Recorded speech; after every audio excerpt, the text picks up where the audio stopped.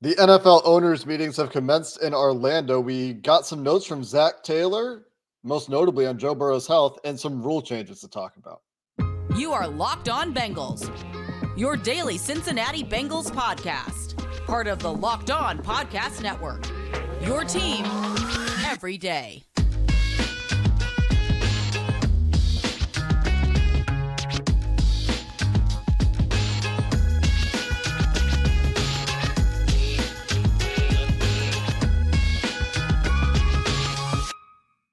What up, Bengals fans, and welcome to another episode of the Locked On Bengals podcast. I'm your host, Jake Lisco. He's your host, James Rapine. Today, we break down what Zach Taylor had to say about Joe Burrow's return to practice and OTAs potentially, some comments on Dax Hill, some comments on Tee Higgins' future, and a couple of interesting NFL rule changes, one of which really centers around the Cincinnati Bengals in a couple of ways in that hip drop tackle. We're part of the Locked On Podcast Network here on Locked On Bengals, covering your team every day. We're on YouTube. We're everywhere you get your podcasts. If you're new, please subscribe if you like what we do and you're looking for daily updates and analysis on all things Cincinnati Bengals. James and I will be here for you every step of the way through the offseason.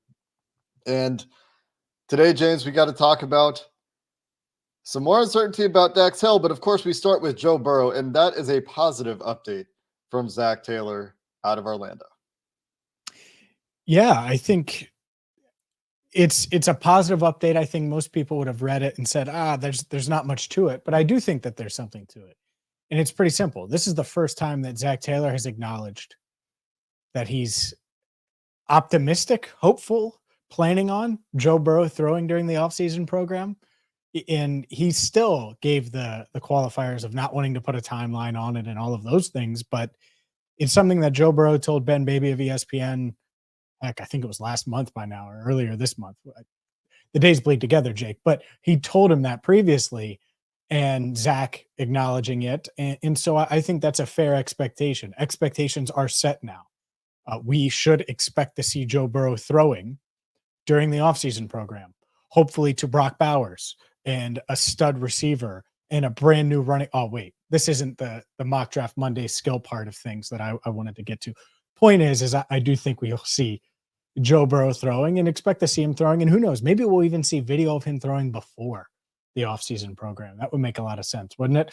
So, hopefully all is well. Hopefully he doesn't rush. But I do think this is good news because Zach was indirectly acknowledged that he thinks that Joe Burrow will be throwing in May.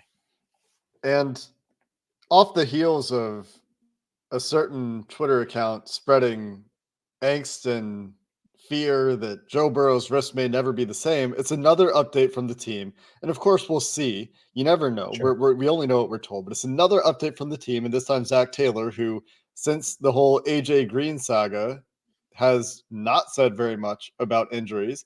Another update from the head coach saying everything is encouraging. Everything is tracking well for the offseason program. He also said we'll continue to give him space to rehab, but everything is going exactly the way we hoped it would go, is how Taylor is quoted on Bengals.com. We've always targeted this offseason program as a good time for him to be back out there with the guys. So, of course, don't rush. Of course, don't go throw a football before you can throw a football.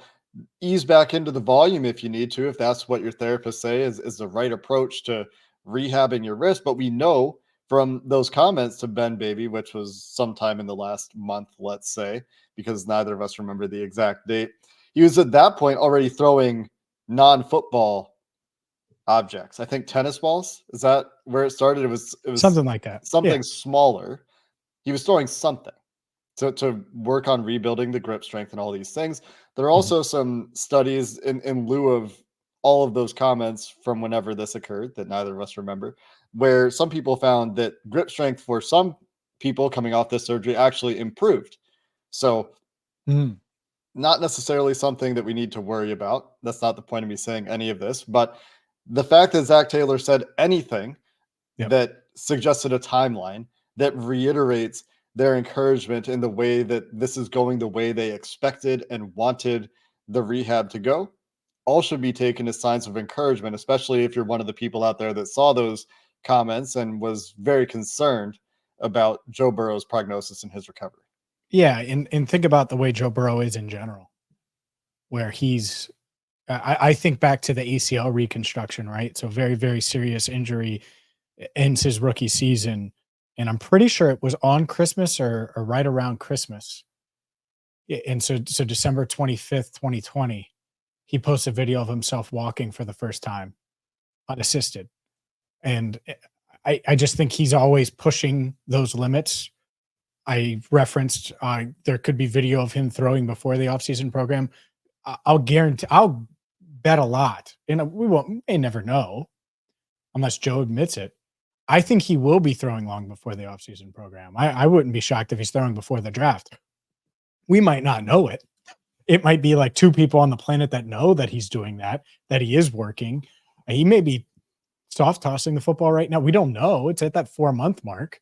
And so it could be realistic where he's doing that. But until we see him do it, I think there will be some doubt. And it's funny, you looked at the social media, at least I did, and I was just chuckling because it was like, why is there no exact timeline? Why is he being so? And it's the reason Zach specifically, it doesn't give a ton of insight is because he's been burned on it, and injuries are unpredictable to an extent until you're all the way back out there. But everything is going in the right direction, because if it wasn't, I think we would hear about it. I think there would be some kind of leak, some kind of concern, something.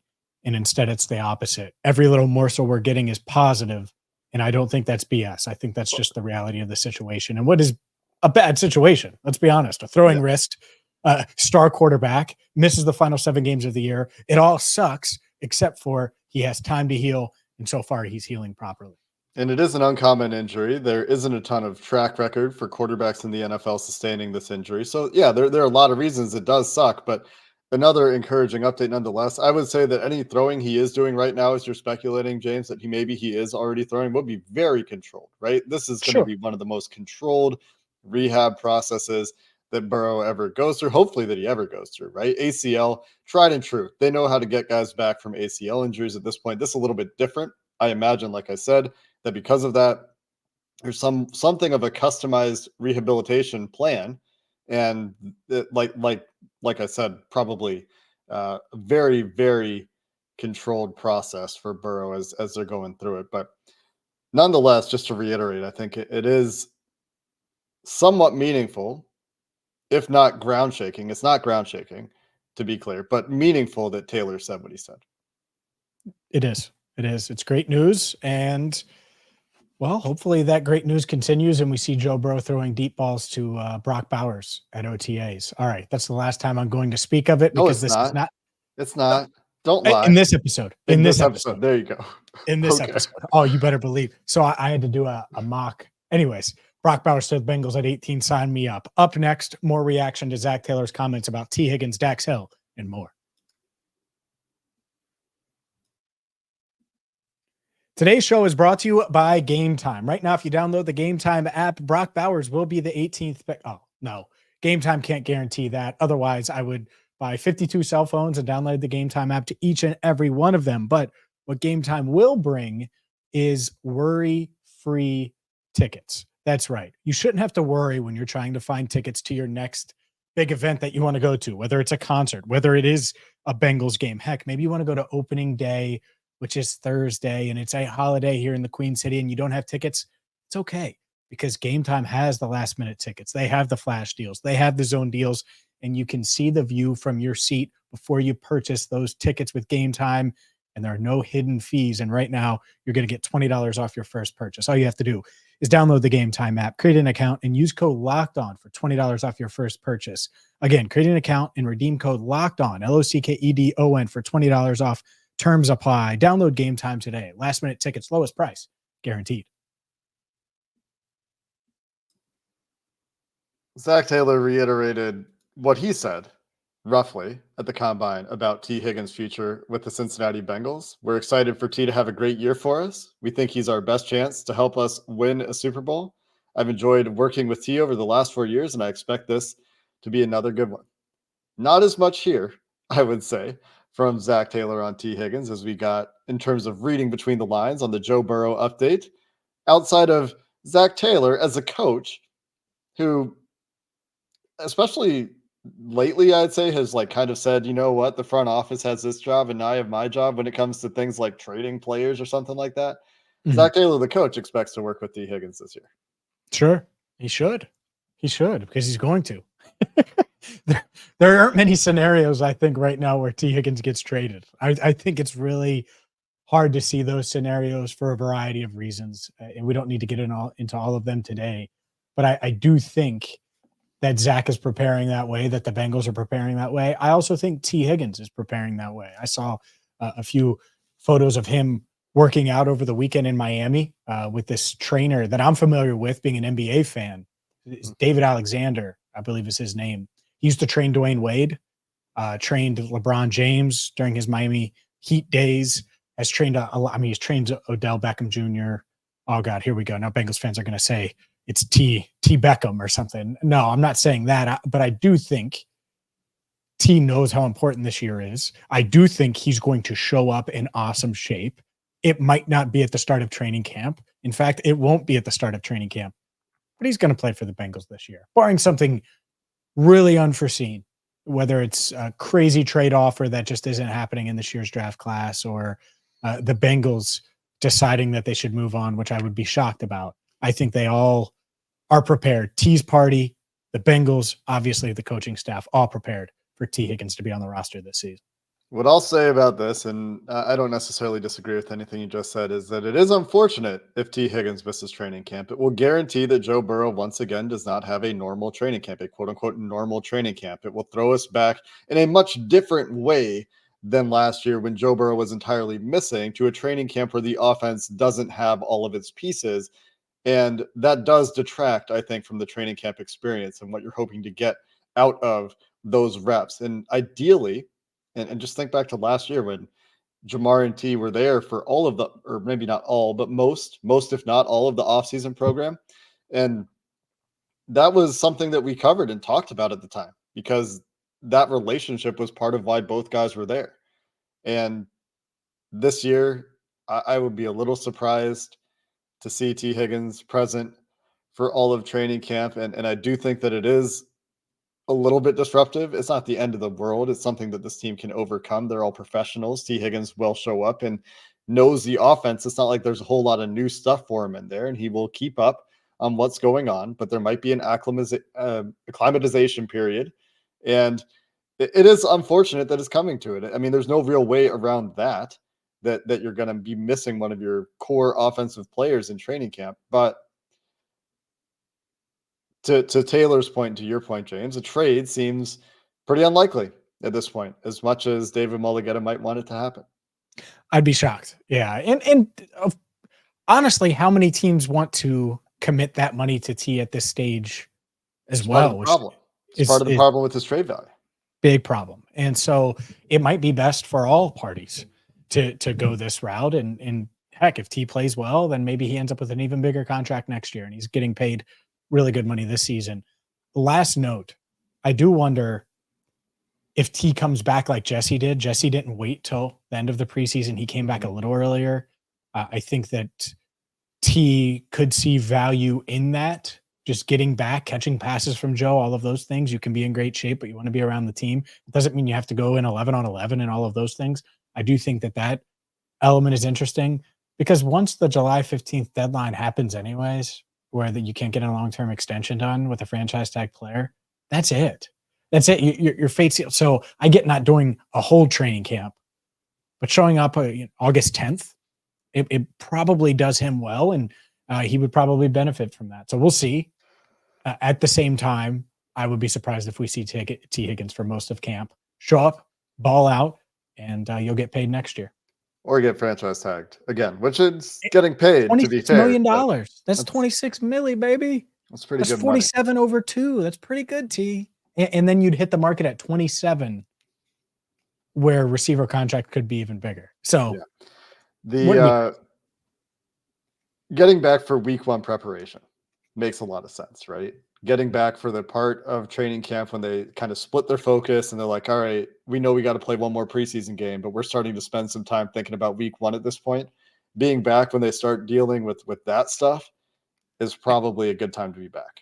And it's going to allow Troy Franklin, the 2nd round pick, to get acclimated to the offense. Look at me just speaking it into existence. Yeah. No, if Brock Bowers is the first rounder, Troy Franklin won't be the second rounder. Relax. What do you mean?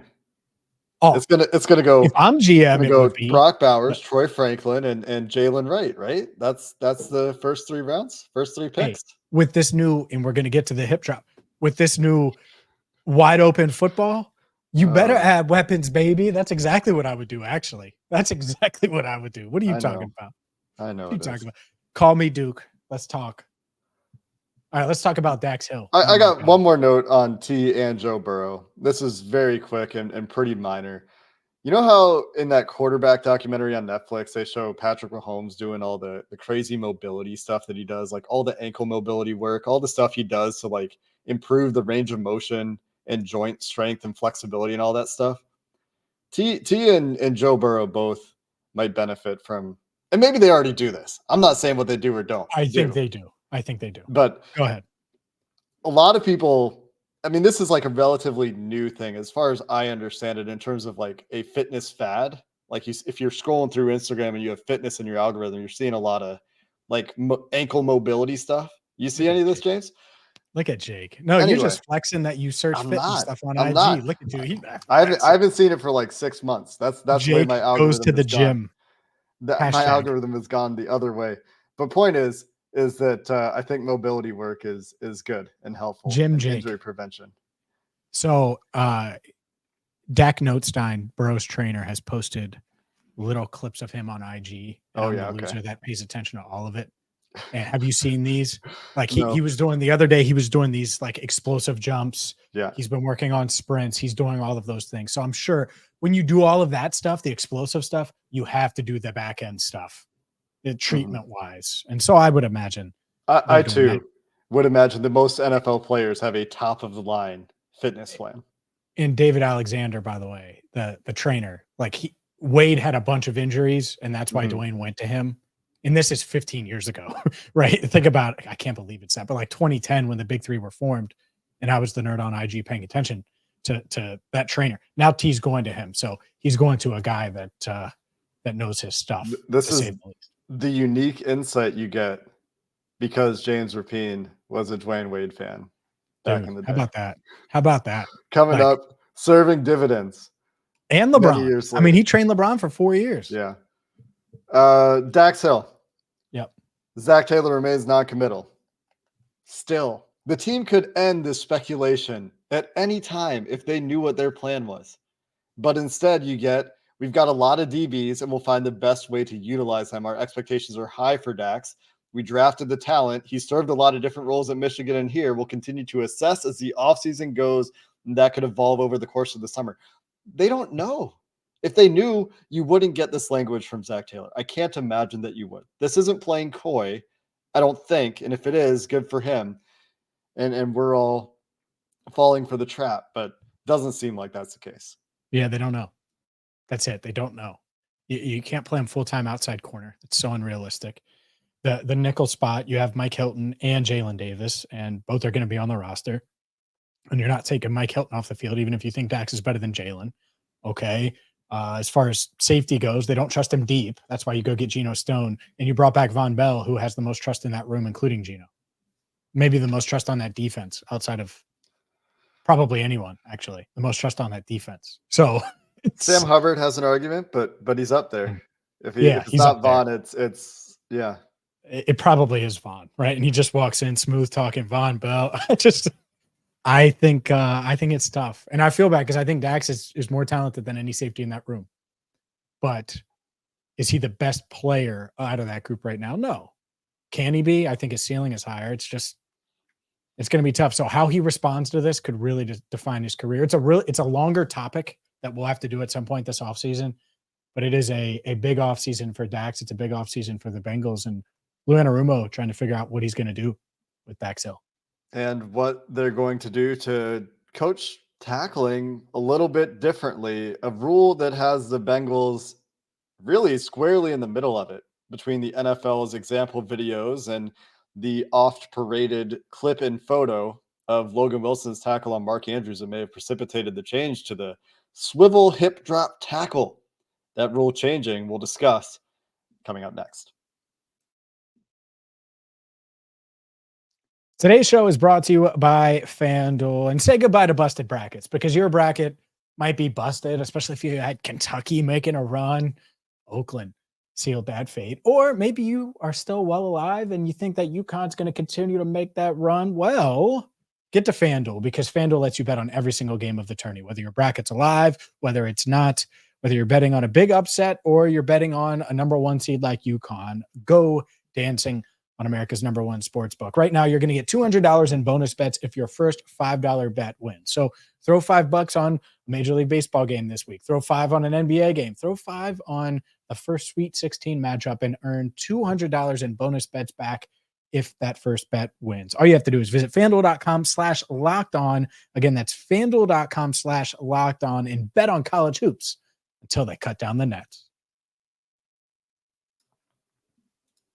A couple of noteworthy rule changes were approved by owners, the competition committee. Katie Blackburn, of course, on the competition committee. The most notable of those is the swivel hip drop tackle, which involves a player wrapping up a ball carrier, unweighting their legs, and landing on the ball carrier's legs. This has been most prominently associated with Logan Wilson's tackle on Mark Andrews. But if you go look at Tom Pelissero's Twitter feed, in the 55-second video he captured of the NFL's examples of hip drop tackles, you'll find that Logan Wilson's tackle didn't appear. Maybe it was before Tom started recording, but two tackles of Cincinnati Bengals are in that cut-up, including one that led to Drew Sample's season-ending injury in 2022, and another that took Tyler Boyd out of the AFC Championship game in that same year. So in three different instances, whether it's Logan Wilson's tackle or two Bengals in recent years that have had injuries that knocked them out of significant games or for significant amounts of time, the Bengals and Katie Blackburn right at the center of this issue. Yeah, right at the center of it. And a lot of people are frustrated and upset. My reaction was, yeah, I thought this was happening and I thought it was going to happen. And obviously it was unanimous, including Katie, like you said. So get your weapons. That was my first, when I let the dust settle and like really think about it. It's like, all right, put even more pressure on the defense, because it's really hard to play defense. Throw everything at them and make opposing defenses really struggle to have to keep up with you. So Brock Bowers, Troy Franklin, Jalen Wright, who we taking in round 4? Taj Washington, a little Malik McCaffrey, Washington, maybe? Abe Washington, wide receiver. Yes. Taj Washington. Yeah. I mean, let's. I like Malik Washington too. Yeah, for sure. And so I really do. I think that element, like if you want to adjust the way you should, like add weapons now and make defenses have to stress that much more, because there will be an adjustment period, especially early this season for defenses. The best case scenario is this plays out like the horse collar tackle, and very quickly it becomes very clear and obvious, like don't tackle that way. And a horse collar is very clear, like don't grab a guy in the collar or at the nameplate and pull backwards. Very, very obvious. I think that the problem with this rule that most people have is that it is another subjective referee discretionary kind of call. And there's been this emphasis from the NFL saying, we're going to try to adjudicate it through fines at first and let players get used to it. That's not great either. It's more fines for defensive players for trying to play football. And for the guys that are making league minimum, I feel bad for them. But I understand the intent. And Rich McKay, who's leading the presentation on the topic, has numerous quotes on this that you can find over the last week or so on Google, on social media, wherever you look, has said time and time again that this is a play they want out of the game. He said that it happens about once per football game. They had about 250 or so instances of this particular type of tackle last year. And on those plays, there's more instances of injury per play than any other kind of tackle that's currently legal in the game. And so that's why they go and make the rule. Everybody wants injuries turned off.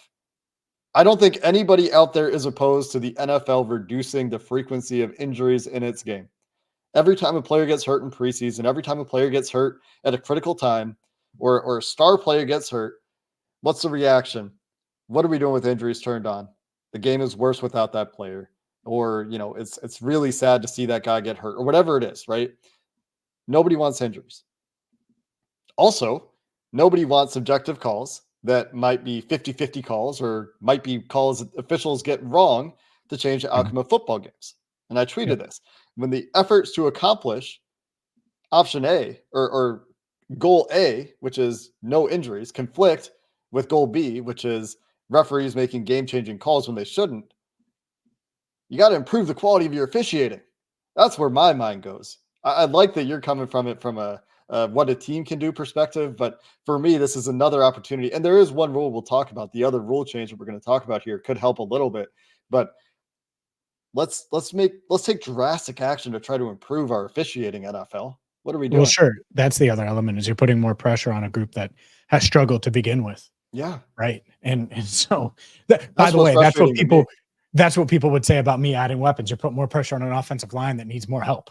You're putting more pressure on the officials. They need more help because they clearly, for whatever the reason, whether it's just improving, whether it's more resources, whatever the case is. And I think it's a good point. And that is the concern of all of them. I think defensive players will adjust.